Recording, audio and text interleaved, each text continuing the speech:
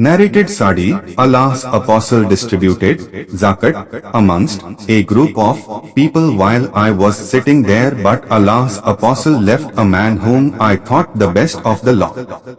I asked, O Allah's apostle, why have you left that person? By Allah, I regard him as a faithful believer. The Prophet commented, or merely a Muslim. I remained quiet for a while, but could not help repeating my question because of what I knew about him. And then asked Allah's apostle, why have you left so and so? By Allah, he is a faithful believer.